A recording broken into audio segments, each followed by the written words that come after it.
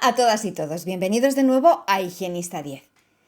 Como os comenté en la publicación anterior, mi intención es realizar un conjunto de vídeos en los que resumir todo el proceso necesario para descontaminar el instrumental que se utiliza a lo largo del día en la clínica. También os indiqué que me centraba concretamente en el instrumental, aunque el resto de materiales y superficies del gabinete dental también son susceptibles de ser higienizados. Cuando tratemos la desinfección, detallaremos todo al respecto de cómo descontaminar el resto de materiales y superficies que nos rodean en el gabinete.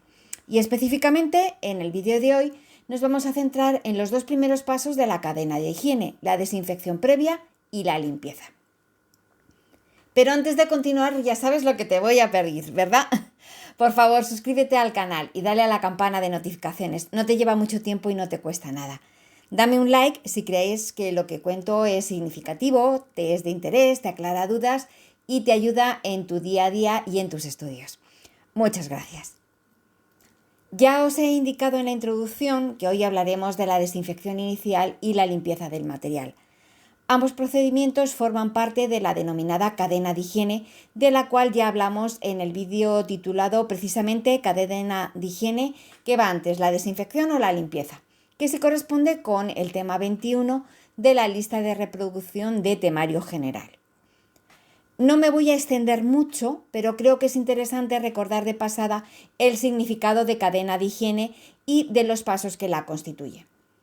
Cuando hablamos de cadena de higiene nos referimos a un proceso habitual que se realiza con el instrumental, para el que los adjetivos que mejor lo describen son continuo, sistemático, organizado y en orden consecutivo, y cuyos objetivos son la descontaminación e higienización de todo el instrumental utilizado con los pacientes.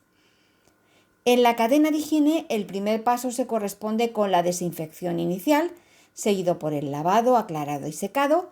A continuación, embolsaremos y sellaremos el instrumental. Posteriormente se procede a la esterilización del mismo y por último lo almacenaremos de forma adecuada hasta que volvamos a reutilizarlo con otro paciente.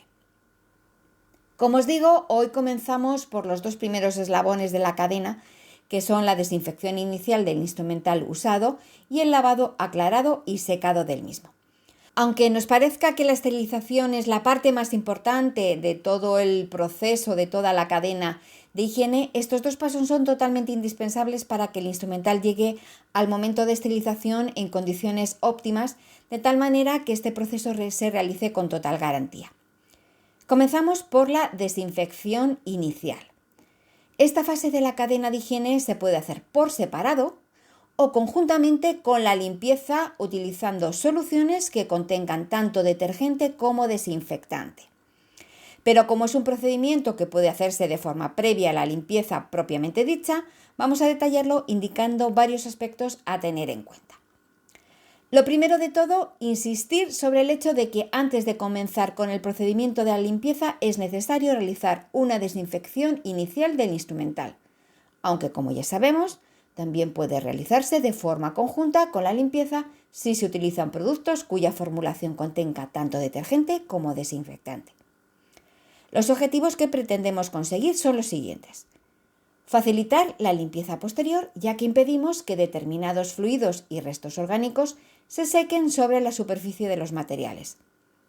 También se destruyen y eliminan una gran cantidad de gérmenes, de tal manera que conseguimos reducir la carga microbiana de los instrumentos, siendo más segura la manipulación de los mismos. Como indicaciones generales que debemos tener en cuenta con respecto a la desinfección previa, señalaremos las siguientes. Para realizar esta desinfección previa utilizaremos la técnica de inmersión. Para ello sumergiremos el instrumental en una solución desinfectante siguiendo las instrucciones del fabricante en cuanto a temperatura, concentración, tiempo de exposición y material a tratar. Este último punto, el de los materiales a tratar, es muy importante. Ya hemos dicho hace un momento que el procedimiento de desinfección previa se realiza por inmersión, pero hay una serie de instrumental, como es el caso de los rotatorios o los instrumentos eléctricos, que no pueden sumergirse y por lo tanto procederemos de otra manera. Una vez hecha esta puntualización, seguimos con las indicaciones generales. También debemos tener en cuenta que la solución se debe renovar diariamente. Generalmente se prepara al inicio del día y se desecha al finalizar la jornada, aunque en aquellas clínicas en las que se mueve mucho volumen de material se aconseja cambiarlo 2 veces al día. Tampoco se debe sobrecargar la cubeta en la que se encuentra en inmersión el material, porque parte del mismo no quedaría cubierto por la solución y por consiguiente no se realizaría correctamente el proceso de desinfección previa. Y es evidente que no debe utilizarse el producto si está caducado porque puede haber perdido efectividad y por tanto sus propiedades desinfectantes. Hasta aquí hemos detallado la parte que se correspondería con la desinfección previa. Ahora pasamos a determinar qué actuaciones se corresponden con el procedimiento de limpieza. Como siempre hacemos, lo primero de todo es definir el concepto que nos ocupa. Si leéis la definición de limpieza en distintos manuales, aunque no creo que estéis por la labor, hay pequeñas variaciones, pero esto siempre suele ocurrir. A cada autor le gusta darle su puntito especial para que se vea que no ha copiado la idea de otros. De forma general, el concepto de limpieza se puede definir como la eliminación de residuos depositados sobre superficies, instrumental o personas, sin dañarlos ni alterar su estructura. Por consiguiente, es un proceso mediante el cual se produce una separación por medios mecánicos o físicos, o ambos combinados, de cualquier sustancia, suciedad o elemento extraño a la propia superficie que estamos limpiando, es decir, de la suciedad depositada en las superficies inertes que constituyen un soporte físico y nutritivo para los microorganismos. Cuando este proceso de limpieza se realiza mediante un fluido, como es el caso de agua con detergente, se denomina lavado. Simplemente aclaro la distinción entre limpieza, que es el concepto más general del término lavado, por si os lo encontráis en algún examen. En resumidas cuentas, con la limpieza no solo conseguimos eliminar la suciedad visible mediante un mecanismo de arrastre por acción del agua y los detergentes, sino también se consigue la reducción de la carga microbiana presente en la superficie de los materiales. Debemos tener en cuenta que los objetivos de la limpieza en el ámbito sanitario en general, no solo en las clínicas dentales, son los siguientes. De un lado, eliminar los restos de materia orgánica e inorgánica del material. De otro, reducir el número de microorganismos presentes en el material. Además, con la limpieza se pretende prevenir y protegernos de la posible transmisión de los agentes patógenos y, por último, se previene el deterioro del material. Pasemos ahora a resumir las normas generales de actuación para que la limpieza se realice de forma correcta, y son las siguientes. La primera de ellas es recordar que la limpieza puede realizarse de manera independiente o conjuntamente con la desinfección previa del material. Se realiza de forma conjunta cuando se utilizan soluciones que contienen un producto que es al mismo tiempo detergente y desinfectante. Es obvio que vamos a realizar este proceso con el instrumental que ha sido usado y que posteriormente se va a someter a la esterilización. Debemos tener en cuenta que el instrumental debe limpiarse inmediatamente después de ser usado por 2 motivos principales. El primero y más importante para evitar el crecimiento de la carga bacteriana. Está claro que los microorganismos que se hayan adheridos a la superficie de los instrumentos no se quedan quietecitos, sino que van a seguir multiplicándose, así que hay que eliminar todos los que se puedan cuanto antes. El segundo motivo es que se evita que los restos orgánicos se sequen sobre el instrumental. Cuantos más resecos estén los restos adheridos al material, más difícil va a ser la limpieza. Y finalmente, si los instrumentos han estado en contacto con productos cáusticos o corrosivos, su limpieza debe ser inmediata para evitar el deterioro de los mismos por oxidación. Me viene a la cabeza un ejemplo, es si un instrumento ha entrado en contacto, por ejemplo, con el hipoclorito. Seguimos con más normas generales en el manejo del instrumental durante el proceso de limpieza.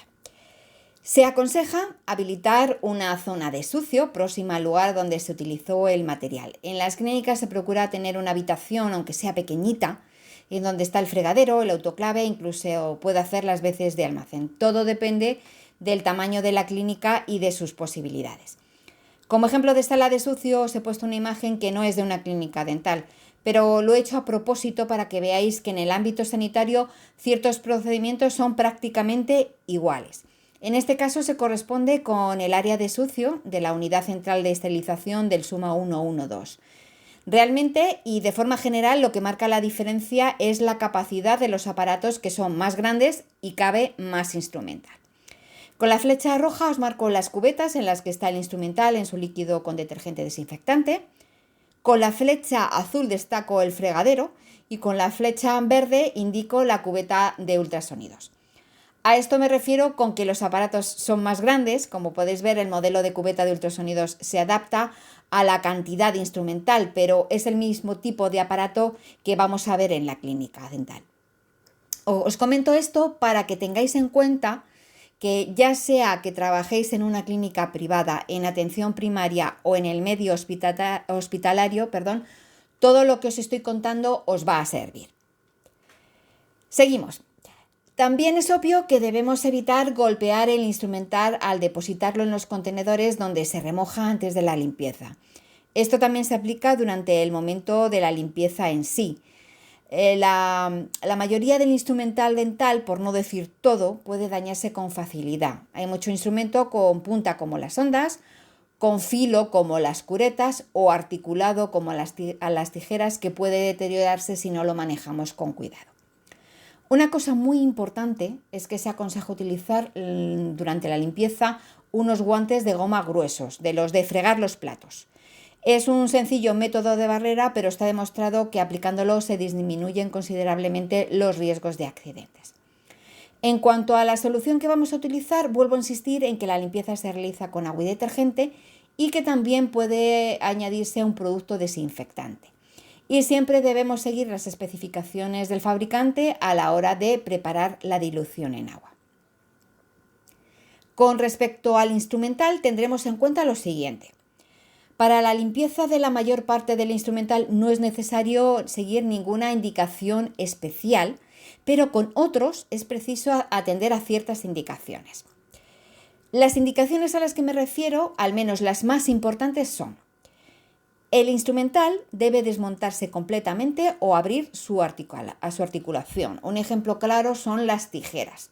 Debemos sumergirlas abiertas para que la solución cubra todas las caras.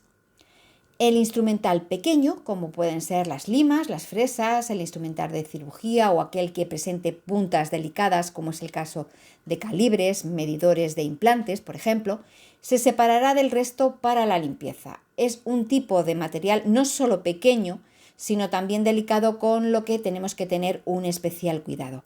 Para este tipo de material tenemos recipientes pequeños con rejilla para que no se cuelen hacia el fondo. También hay que tener especial cuidado con el instrumental tubular o hueco, como es el caso de los eyectores quirúrgicos reutilizables. En este caso es necesario comprobar que no quedan restos en su interior, ya sean de sangre o pequeñas partículas de hueso o tejido. El instrumental rotatorio o eléctrico no se puede sumergir en agua. Para limpiarlo se utilizará bien un paño humedecido o bien lo pulverizaremos con un líquido desinfectante. Para asegurarnos de que no queda ningún resto, ya sea de fluidos o partículas más gruesas como tejido o hueso, frotaremos el instrumental con un cepillo que no sea metálico, prestando atención a ranuras y juntas. Me viene a la cabeza el ejemplo de unas pinzas mosquito que tienen la parte activa con ranuras. Hay que cepillar bien estas zonas porque pueden quedarse restos. Y finalmente, indicar que la limpieza del instrumental se puede llevar a cabo de forma manual o mecánica. Pero esto es solamente un avance, ya ampliaremos esto más adelante. Ya hemos realizado la desinfección inicial y la limpieza a fondo del instrumental, por lo que pasamos a los dos siguientes pasos. Por un lado, realizaremos un aclarado a fondo con agua para eliminar la suciedad disuelta, los restos de detergente y desinfectante, si hubiéramos utilizado una solución combinada con ambos productos. Una vez aclarado, debemos comprobar que todo el instrumental está completamente limpio. Hemos de asegurarnos de que no quede ningún resto ni en las zonas de articulación, ni en los recovecos o en el interior de los instrumentos tubulares. A continuación, pasamos a secarlo bien para evitar oxidaciones. El secado lo realizaremos lo antes posible. Es necesario eliminar toda la humedad para evitar la corrosión. Podemos utilizar a tal efecto paños secos que no dejen pelusa o papel de cocina. Lo más habitual es esto último, el papel de cocina. Es realmente muy práctico porque no hay que dejarlo secar después y además es de usar y tirar. Una aclaración, para aquellos instrumentos que son tubulares, se aconseja utilizar aire comprimido para asegurarnos un adecuado secado de la zona interior. Como última indicación, los materiales instrumentales deben llegar al proceso de esterilización en óptimas condiciones de limpieza y secado, precisamente para facilitar el empaquetado y la esterilización. Un pequeño comentario con respecto al secado. Los que hemos trabajado en clínica hemos visto en ocasiones instrumental con óxido más o menos evidente. Por lo general es porque no se ha secado bien y suele ser por las prisas. Hay que hacer muchas cosas y no se seca todo lo bien que se debería. Otras veces, también hay que decirlo, el propio material no es de muy buena calidad y se junta el hambre con las ganas de comer.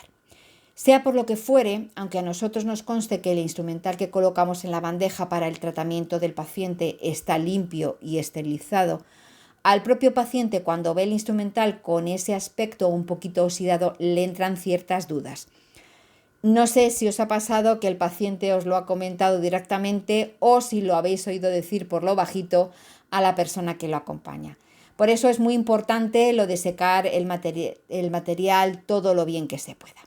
Bien, pues hasta aquí hemos visto las indicaciones generales que ya de por sí son bastantes.